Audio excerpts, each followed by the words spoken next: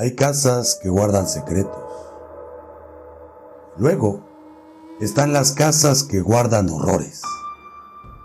No los horrores de la imaginación, ni los de un cuento que te cuentan al calor de una fogata, sino horrores que acechan, que observan, que esperan el momento exacto para reclamar lo que les pertenece. Imagina mudarte a un lugar donde cada sombra parece respirar, donde cada sonido que ignoras se convierte en amenaza. Una mancha que no desaparece, aunque la frotes, aunque la pintes.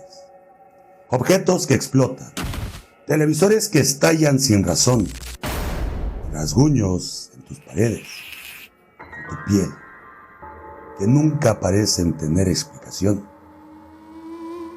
Esto no es una leyenda urbana.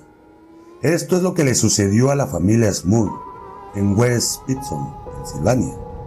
Una familia que buscaba un nuevo comienzo tras un desastre devastador y que en cambio abrió la puerta a un terror que ni siquiera los expertos pudieron comprender. Y ahora, justo cuando el cine nos trae la última entrega de la saga del Conjuro, inspirada en casos como este, recordamos que algunas historias no solo aterrorizan, sino que marcan la línea entre la realidad y lo imposible. Hoy, abrimos el baúl del misterio para sumergirnos en el oscuro y perverso relato de la familia Smurl. Antes de comenzar, no olviden activar la campanita, suscribirse, dejar su reacción, su comentario y compartir. Eso me ayudaría bastante. Mi nombre es Rafael Elcir Enríquez y sean ustedes bienvenidos a El Baúl del Misterio.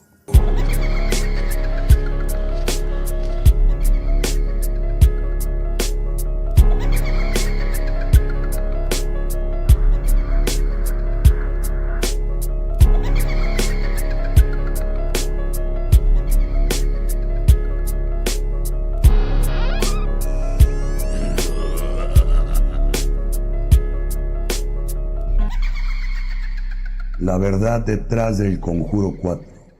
El horror que los Smurl nunca contaron.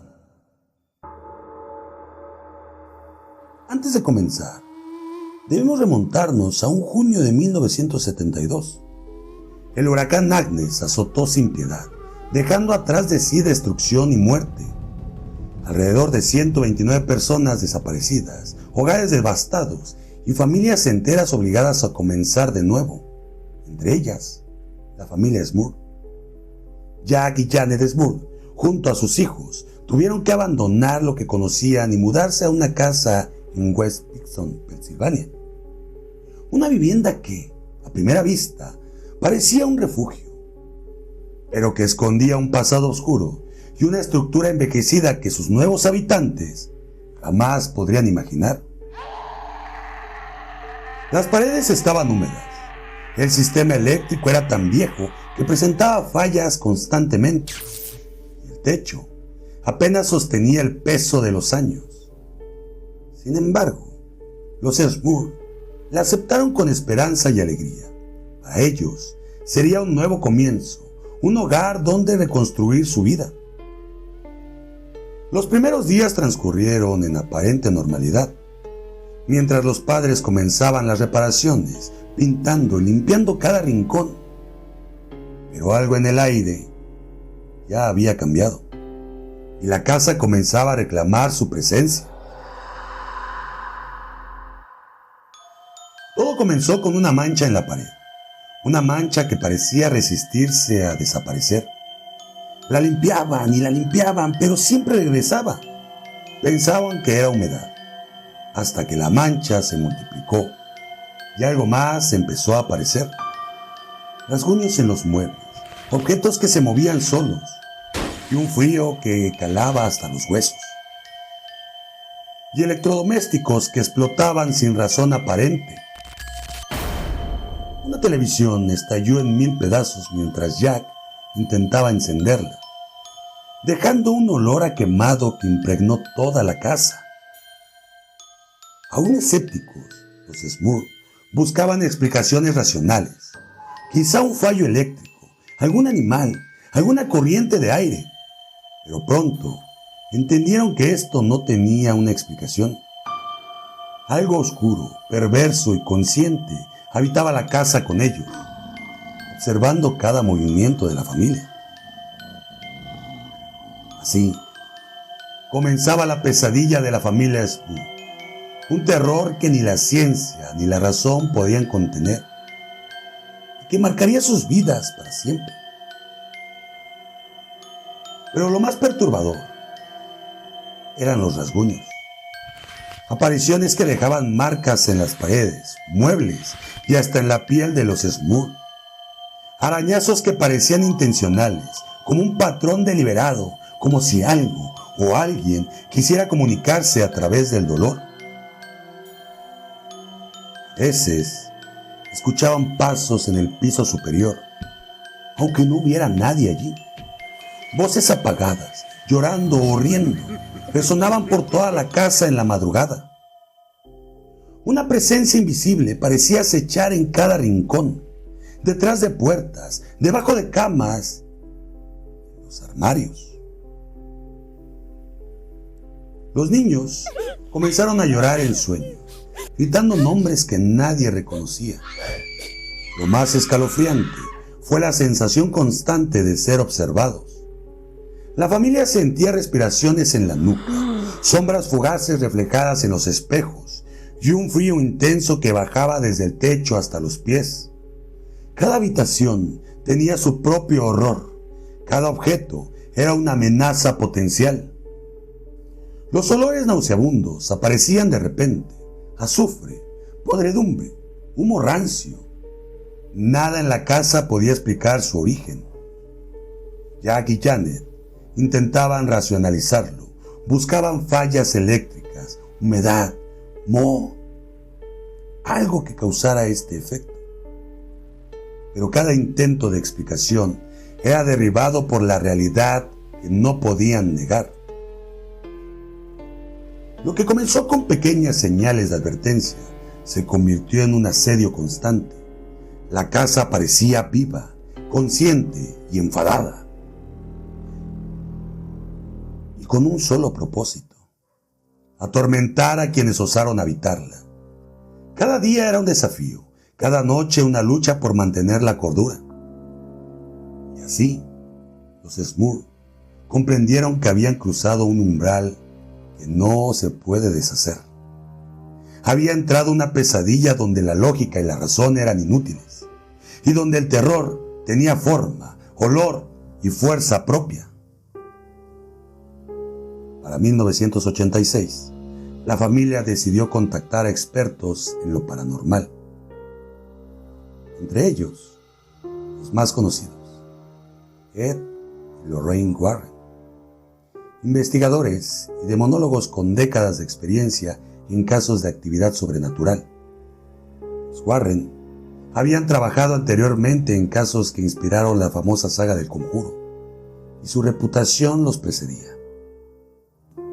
Ed Warren, con su característico aire serio y observador, llegó acompañado de Lorraine Warren, quien era conocida por su sensibilidad para percibir presencias invisibles y su habilidad para documentar fenómenos paranormales. Al ingresar, Lorraine declaró haber sentido de inmediato una energía oscura y opresiva, que parecía concentrarse sobre la familia y objetos de la vivienda.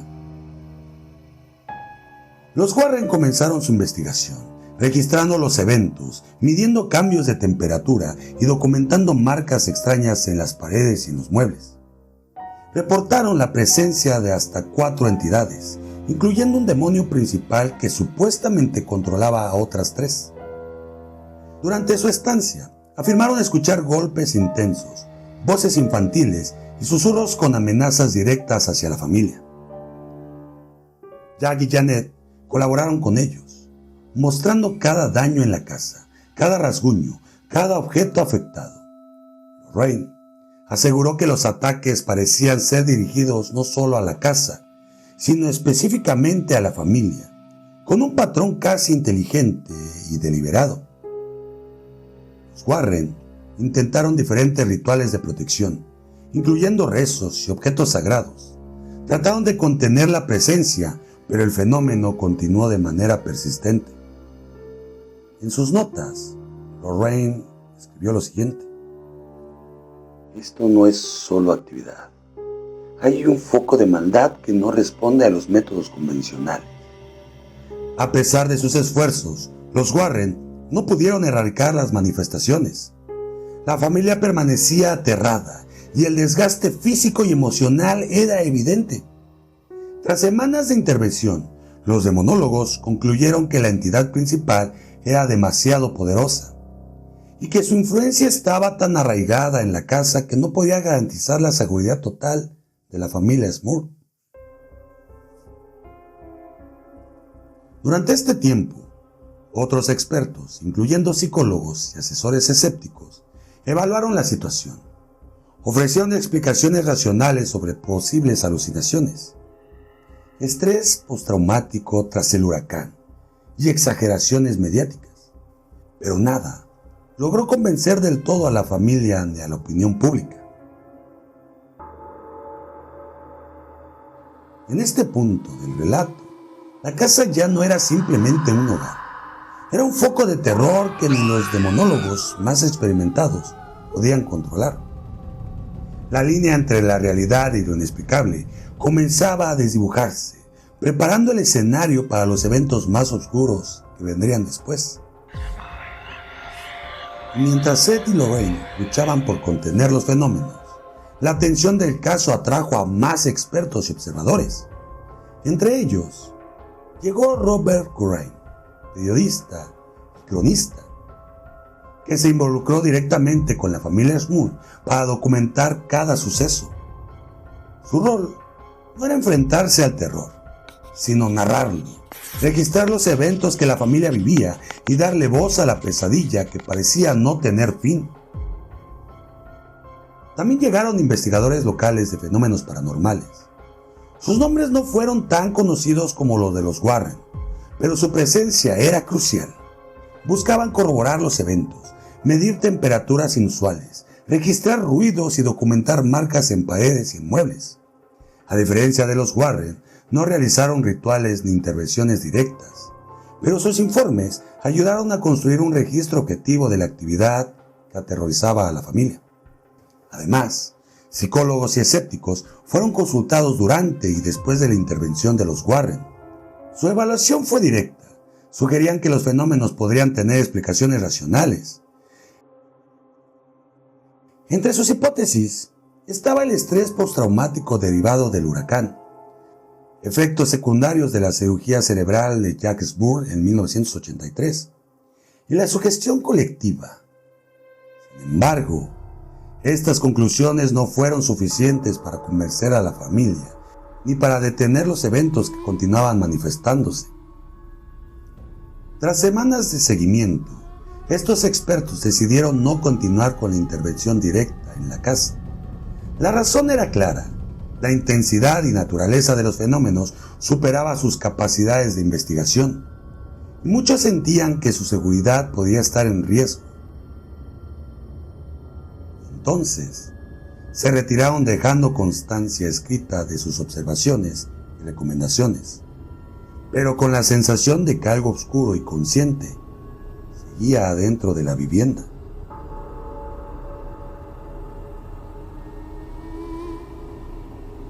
Y así la casa permaneció bajo la atención de los Warren, mientras otros expertos documentaban, analizaban y se retiraban. Cada uno de ellos estaba consciente que enfrentarse al terror absoluto no era un juego, que algunas puertas, una vez abiertas, no pueden cerrarse por completo. A medida de que la pesadilla continuaba, los Smurf comprendieron que necesitaban ayuda espiritual. En 1986, un sacerdote fue llamado a la casa para intentar lo imposible: purificar el hogar y proteger a la familia de la presencia que parecía habitarla. El sacerdote, el padre McKenna, llegó con agua bendita, crucifijos y rosarios. Decidió enfrentar a la oscuridad. Desde el momento en que cruzó el umbral, sintió la opresión, un frío penetrante, un olor a azufre que no tenía origen aparente y una fuerza invisible que parecía desafiar su autoridad. Durante la bendición, ocurrieron fenómenos que ningún ritual había detenido hasta entonces. Puertas que se cerraban de golpe frente a él, muebles que se movían como si tuvieran vida propia, golpes ensordecedores en las paredes, como si la casa misma se resistiera a ser purificada. Lorraine Warren, presente durante la bendición, relató que sintió la fuerza de la entidad concentrarse en un punto, observando cada movimiento del sacerdote y de la familia. Pero los ataques más intensos ocurrieron en la noche. Ruidos que parecían venir desde las entrañas de la casa, risas perversas y gritos infantiles mezclados con chillidos guturales. El suelo crujía bajo un peso invisible. Los Smurf eran empujados por fuerzas que desafiaban la gravedad y la razón. Las marcas en la piel y en las paredes se intensificaban como si la entidad buscara dejar evidencia de su poder y malicia. Se dice que esta entidad llegó a abusar de toda la familia. A pesar de la bendición, el padre McKenna no pudo erradicar la presencia completamente. El ritual logró calmar momentáneamente los ataques, pero la entidad parecía persistir, esperando el momento exacto para volver con más fuerza. La familia quedó exhausta, aterrada, y con la certeza de que estaba lidiando con algo mucho más allá de lo que la fe y la razón podrían comprender. Los Warrens documentaron cada detalle: golpes que parecían marcar palabras, sombras que se movían con intención, olores que aparecían y desaparecían, y la sensación constante de ser vigilados. Todo indicaba que la casa estaba activamente poseída y que ninguna bendición podía garantizar seguridad total. La intervención espiritual había comenzado, pero también había dejado claro algo aterrador. Algunas fuerzas no pueden ser contenidas y algunas pesadillas no terminan. Simplemente se transforman en algo mucho más oscuro. Y aunque la misa en latín del padre McKenna pareció traerles un respiro, se dice que mientras el sacerdote entonaba plegarias sagradas, la entidad se manifestó con furia, sombras recorriendo las paredes, los muros crujiendo como si fueran a derrumbarse, y un viento helado atravesó la sala. Pero al terminar el ritual, un aroma inesperado llenó el aire, un olor a rosas, dulce y penetrante, impregnando cada habitación como si la luz hubiera regresado tras la oscuridad. Meses de tranquilidad siguieron después del ritual.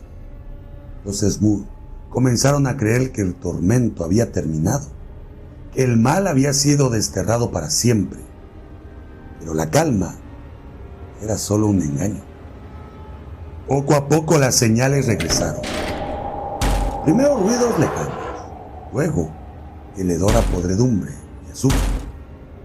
Finalmente, los ataques más violentos jamás habían sufrido. Janet Smurf fue la más afectada. Mientras dormía, era molestada, perturbada bruscamente por una fuerza invisible, y en más de una ocasión fue levantada de la cama, arrojada contra el suelo y hasta lanzada por las escaleras. Su cuerpo era violentado por algo que no podía ver. Su resistencia física y mental comenzaban a quebrarse. Mary, la madre de Jack, volvió a ver aquella silueta oscura que había presenciado años antes, alta, deformada y acechante. La familia recurrió nuevamente a la iglesia, pero esta vez la ayuda les fue negada. Desesperados, acudieron a una medium llamada Mary Alice Rickman, quien confirmó los hallazgos de los Warren. No se trataba de un solo demonio, sino de 4 entidades, como lo había comentado Lorraine. Estas 4 entidades habitaban la casa, cada una con su propio odio, cada una alimentándose del dolor y el miedo de la familia. Rickman intentó dialogar con ellas, persuadirlas para que abandonaran este hogar, pero su intervención solo enfureció aún más lo que allí residía. Los ataques se intensificaron, cada noche más brutales, más perversos, más morbosos. Porque por un lado estaban siendo aterrados, controlados, llevados al límite y violados por estas entidades. Por otro lado, acorralados, humillados y juzgados por sus propios vecinos. Los Smurf decidieron acudir a la prensa en busca de ayuda. Pero lo único que recibieron fue burla. Los periódicos los pintaron como charlatanes, como una familia desequilibrada que inventaba historias para llamar la atención. Y en el vecindario ya nadie los miraba con compasión, sino con desprecio. Eran los locos de la casa embrujada. En junio de 1987, agotados por el acoso sobrenatural y el juicio social, la familia Smurf abandonó la casa en West Kingston. Se fueron a vivir a Wilkes-Barre, con la esperanza de iniciar de nuevo, pero la oscuridad los persiguió. Incluso en su nuevo hogar comenzaron a sentir presencias y escuchar ruidos, sufrir los mismos ataques sexuales.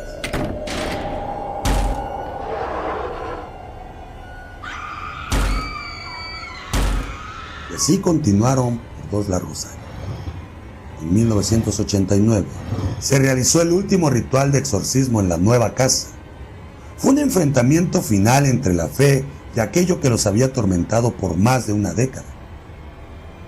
Según los registros, fue la última vez que la familia Smurf sufrieron de ataques paranormales. El silencio regresó. Un silencio que duró para siempre.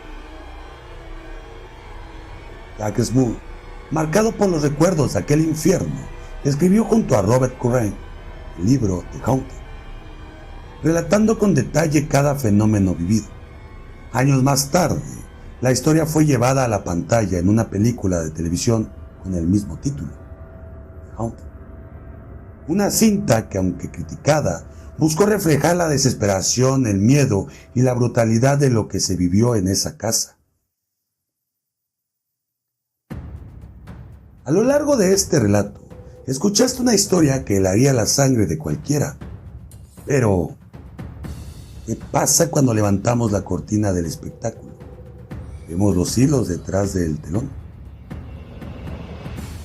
Es momento de preguntarnos, ¿si la casa estuvo vacía todo el tiempo?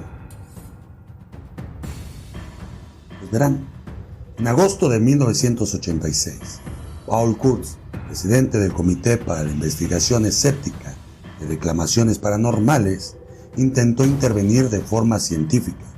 Ofreció a la familia Smurf exámenes psiquiátricos gratuitos y alojamiento vigilado, con la intención de evaluar la situación sin duda alguna. Pero su ayuda fue rechazada. Según los registros, los Smurf respondieron que no necesitaban ayuda médica. Kurtz fue más allá. En una entrevista al Times Leader en 28 de agosto de 1986, calificó el caso como un engaño, una farsa, una historia de fantasmas, e incluso lo llamó el mishmash sin corroboración. Además, planteó explicaciones naturales. Minas abandonadas causaban los ruidos, tuberías defectuosas generaban olores extraños, e incluso sugería que bromas juveniles pudieron agravar la percepción.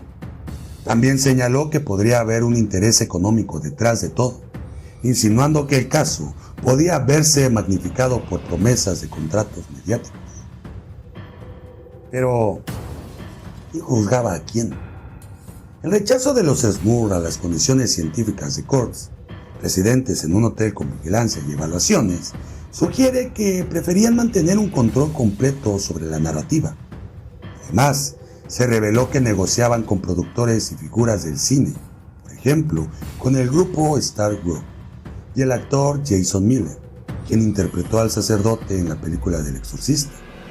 Aunque Jack negó cualquier contrato firmado, se confirmó que hubo ofertas de Hollywood.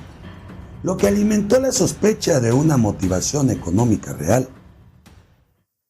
Y si llegaste hasta aquí, este es el momento de mirar al otro lado del espejo. Hablemos de los que dudaron, de los que afirmaron ver lo imposible. Hablemos de los escépticos y de lo que nunca se vio. Perry de Angelis y Steven Novella, de la Sociedad Escéptica de Nueva Inglaterra, realizaron su propia investigación sobre los archivos de los Warren. Según ellos, investigaron los videos y fotografías que los Warren afirmaban tener. Concluyeron que los supuestos fenómenos eran en realidad Blarney, historias exageradas sin sustento real, debido a errores comunes como el flash fotográfico o explicaciones mundanas detrás de los objetos que parecían satánicos. Steven Novella señaló en una entrevista algo acerca de los Warren. Me parecieron muy amables, pero afirman ser, en el mejor de los casos, narradores de historias de fantasmas sin sentido. En el peor, peligrosos estafadores. Durante una conferencia de prensa en agosto de 1986, Ed Warren aseguró haber capturado sonidos demoníacos y una figura oscura en video. Varios periodistas y representantes del Comité de la Investigación Escéptica de Reclamaciones Paranormales solicitaron ver dichas grabaciones. Ed Warren alegó que las cintas fueron entregadas a una empresa de televisión, pero no recordaba cuál. Luego añadió que estaban bajo custodia de la iglesia. Sin embargo, la iglesia negó haber recibido evidencia. Esto generó preguntas. ¿Por qué no mostrarlas? ¿Acaso nunca existieron? Ahora, ¿qué pasó después de que esto salió a la luz? Por otro lado, Perry y Steven, de la Sociedad Escéptica de Nueva Inglaterra, solicitó seguir una investigación junto a los Warren, pero fueron rechazados con distintas excusas. Ed Warren respondió lo siguiente: no se puede tener evidencia científica de un fenómeno espiritual. Y por otro lado, escritores como Ray Garton, que colaboraron en otros casos famosos, como el de la familia Snedeker, relató que si Lorraine Warren me dijera que el sol saldrá mañana por la mañana, buscaría una segunda opinión. Esto apunta a una narrativa, fenómenos documentados que nunca fueron verificados, testigos con versiones inconsistentes y una actitud evasiva frente a un escrutinio científico. La casa que temblaba por la noche, las voces, las presencias, todo parecía tan real, pero cuando pidieron las pruebas, solo encontraron silencio, las imágenes desaparecidas, las cintas que entregaron a nadie, las voces escépticas de la ciencia.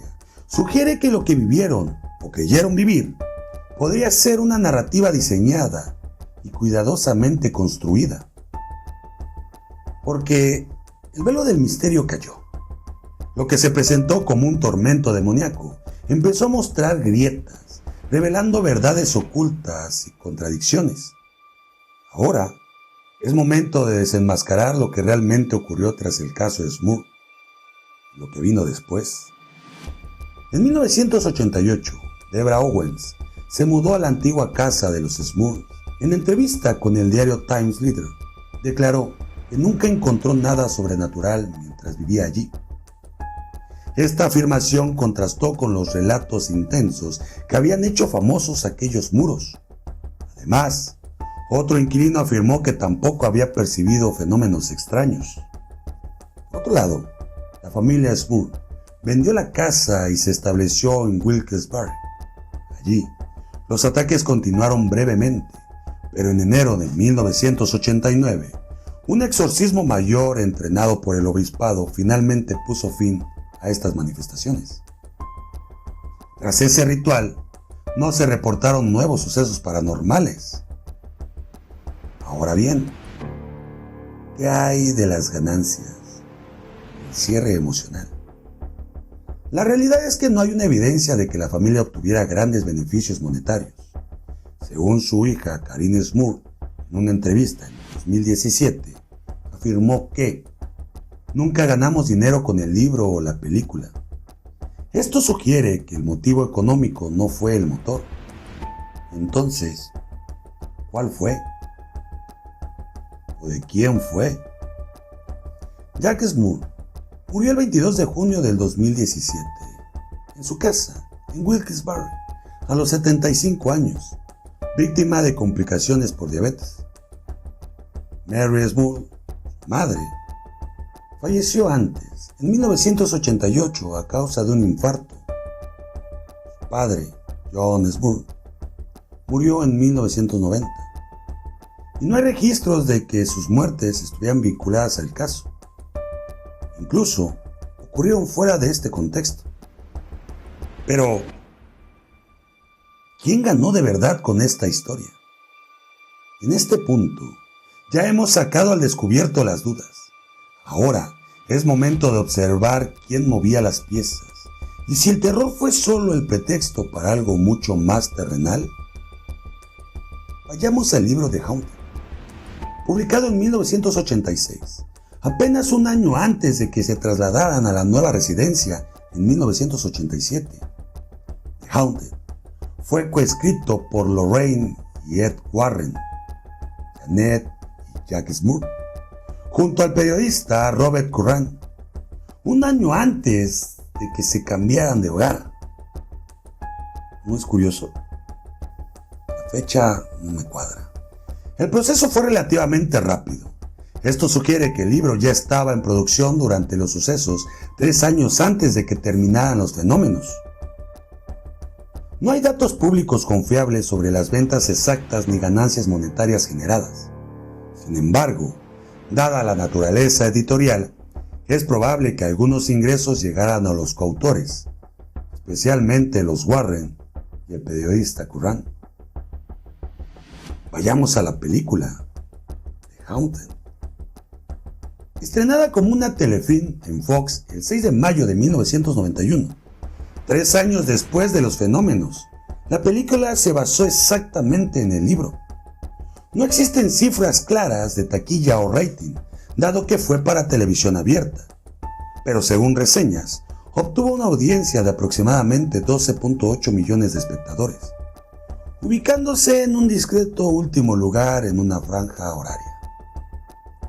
Y la verdad es que siguen sin haber cifras oficiales de ingresos, ni por venta de derechos ni por participación de actores o productores, lo que sugiere que si hubo ganancias, fueron modestas o ampliamente distribuidas entre productores, estudio y derechos.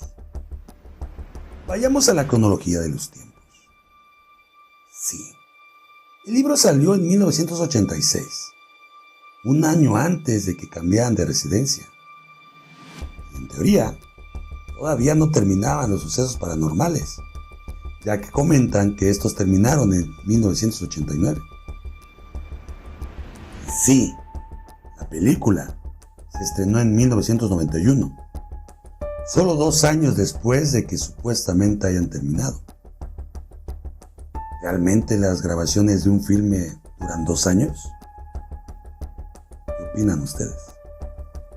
La verdad es que ya no hay confusión posible. El libro salió antes de que los fenómenos terminaran.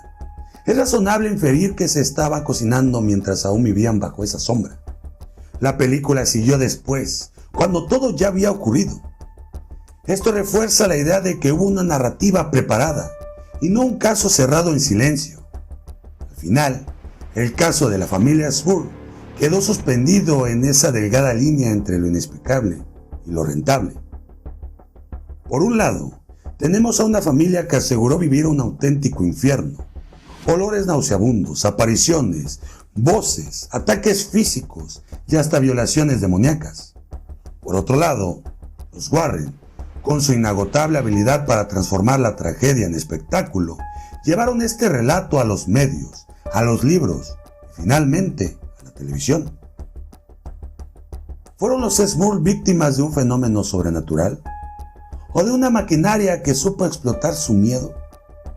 ¿Vivieron una pesadilla real o quizás fueron cómplices inocentes, o no tanto, de una historia que se convirtió en un negocio? Lo cierto es que, como en tantos otros casos, las evidencias sólidas nunca aparecieron. No hubo grabaciones irrefutables, ni pruebas concluyentes, solo testimonios, narraciones y un eco que se alimentó de titulares y audiencias ávidas de horror. Y sin embargo, ¿cómo negar el peso de los relatos y la desesperación en sus voces, las huellas emocionales que éstas dejaron? Tal vez, entre la histeria, la manipulación, el deseo de fama, algo se habitó en la casa, algo que nunca podrá ser medido ni demostrado, pero que logró instalarse en la memoria colectiva como en uno de los casos de poltergeist y exorcismos más famosos de Estados Unidos. El caso Smoot nos recuerda que el verdadero poder del demonio, sea real o inventado, no siempre está en los ataques invisibles, sino en cómo logran torcer la verdad, mezclar el miedo con la ambición y dejar tras de sí una duda eterna. Porque si los Warren exageraron, si la familia colaboró, o si en realidad lo inexplicable tocó esa casa, la respuesta, quizás, nunca la sabremos. Y ese, precisamente, es el mayor triunfo del misterio, pero al mismo tiempo, el gran fracaso de la evidencia paranormal auténtica. Aún así, recomiendo ver la película del Conjuro 4, pero te aseguro que después de escuchar este capítulo, tu perspectiva sobre este caso cambiará. Si la ves desde una visión de ficción y terror, es excelente, pero a veces, la verdad supera la ficción, y no de la manera del horror, sino de la manera más sorprendente, la verdad misma. ¿Y ustedes qué les pareció este caso? ¿Ya vieron la película? Háganmelo saber en la cajita de comentarios, nárrenme qué tal les pareció la película, qué tanta similitud hay entre la película y el capítulo que les traigo. Y escriban cualquier cosa que ustedes quieran en los comentarios. ¿Qué opinan acerca de los Warren? No olviden activar la campanita, suscribirse, dejar su comentario, reaccionar y compartir. Eso me ayudaría bastante. Doy un eterno agradecimiento a todas las personas que me han estado siguiendo. Realmente muchísimas gracias y los invito a compartir este contenido.